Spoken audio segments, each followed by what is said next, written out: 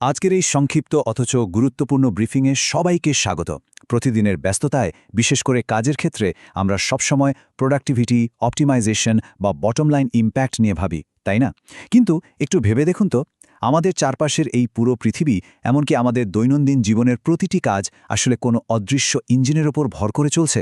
ঠিক ধরেছেন, সেই ইঞ্জিনটি হলো শক্তি বা এনার্জি। আজ আমরা দেখব কিভাবে এই শক্তি প্রতিনিয়ত তার রূপ পরিবর্তন করে আমাদের প্রতিটি কাজকে সম্ভব করে তুলছে।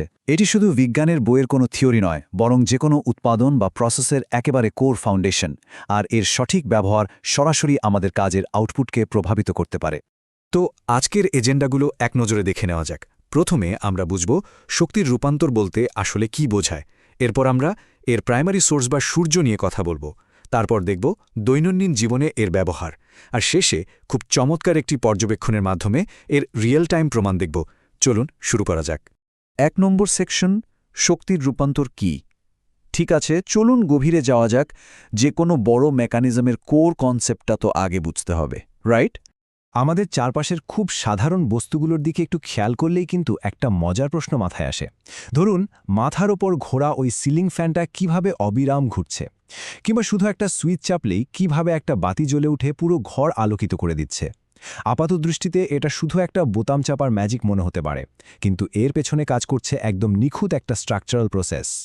আর এই নিখুঁত প্রসেসটি হল শক্তির রূপান্তর। একটা ব্যাপার পরিষ্কার করে নেওয়া ভালো, শক্তি কিন্তু কখনো শূন্য থেকে ম্যাজিকের মতো তৈরি হয় না, আবার ধ্বংসও হয় না। এটি স্রেফ নিজের রূপ বদলায়, বলতে পারেন নিজের কস্টিউম চেঞ্জ করে। কাজ সম্পাদনের জন্য শক্তি কেবল এক রূপ থেকে অন্য রূপে পরিবর্তিত হয়, যেমন ধরুন তাপ, আলো বা রাসায়নিক শক্তি থেকে অন্য কোনো ফর্মে। এটা অনেকটা আমাদের বিজনেসের ক্যাপিটাল বা মূলধনের মতো।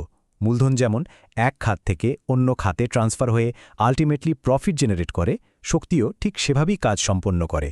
যেমন ধরুন, এই ছবিতে বাচ্চারা খেলাধুলা করছে। এই যে মানুষের শারীরিক নড়াচড়া, দৌড়ঝাঁপ, এসবের জন্য কিন্তু শক্তির দরকার। আমাদের শরীরে থাকা রাসায়নিক শক্তিটাই মূলত গতিশক্তিতে কনভার্ট হয়ে এই ফিজিক্যাল মুভমেন্টগুলোকে সম্ভব করছে।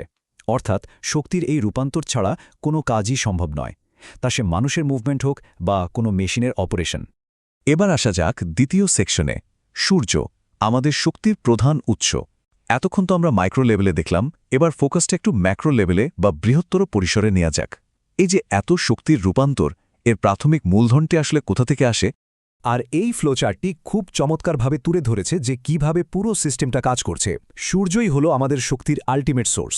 সূর্য থেকে আসা এই সৌরশক্তিকে আমরা সরাসরি আলো বা তাপ হিসেবে পাই। কিন্তু সবচেয়ে ইন্টারেস্টিং ব্যাপার কি জানেন? এই সৌরশক্তিই কিন্তু পরবর্তীতে গতিশক্তি, তাপ শক্তি, বিদ্যুৎ শক্তি, রাসায়নিক শক্তি, এমনকি আলোক শক্তিতে ভাগ হয়ে যায়।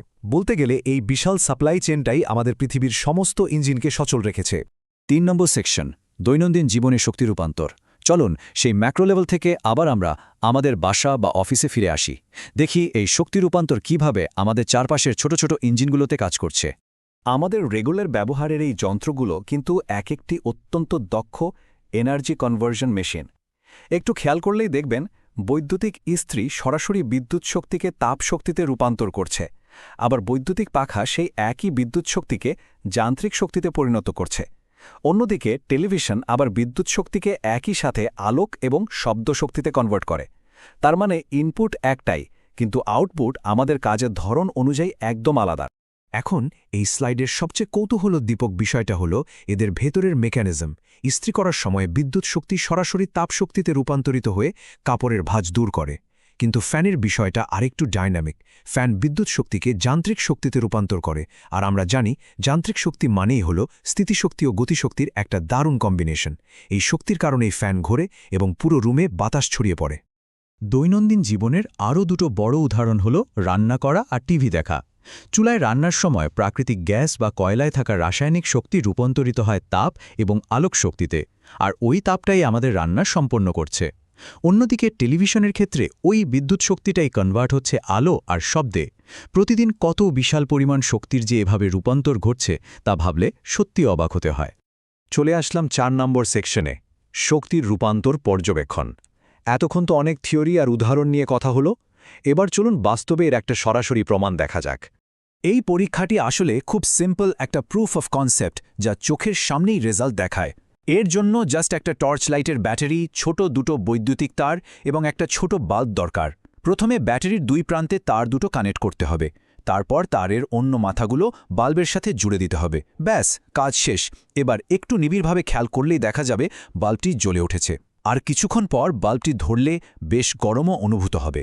চলুন এবার দেখি এ পুরো বিষয়টা কিভাবে কাজ করে বা ভিজুয়ালি কেমন দেখায়। এখানে আপনারা দেখতে পাচ্ছেন সেই সিম্পল ব্যাটারি আর বাল্বের সার্কিট। ব্যাটারির পজিটিভ আর নেগেটিভ প্রান্ত থেকে তারের মাধ্যমে বিদ্যুৎ সরাসরি বাল্বে গিয়ে আলো তৈরি করছে। এটি শক্তির রূপান্তরের খুব বেসিক কিন্তু পারফেক্ট একটা মডেল। সুতরাং এখানকার সবচেয়ে গুরুত্বপূর্ণ পয়েন্টটি হল এই রূপান্তরের ফ্লো বা ধারাবাহিকতা। খেয়াল করুন, ব্যাটারিতে প্রাথমিকভাবে স্টোর করা ছিল রাসায়নিক শক্তি, সার্কিট কানেক্ট করার পর সেটা কনভার্ট হলো বিদ্যুৎ শক্তিতে, আর শেষমেশ সেই বিদ্যুৎ শক্তি যখন বাল্বের ভেতর দিয়ে গেল তখন সেটা আলোক শক্তি এবং তাপ শক্তিতে পরিণত হলো। শক্তির এই স্টেপ বাই স্টেপ ট্রান্সফরমেশনই প্রমাণ করে যে আমাদের চারপাশের প্রতিটি কাজ আসলে এভাবেই একটা নির্দিষ্ট সিকোয়েন্স মেনে চলে। এই পুরো মেকানিজমটা বোঝার পর আমাদের কাজের প্রতি দৃষ্টিভঙ্গি কিন্তু অনেকটাই বদলে যায়।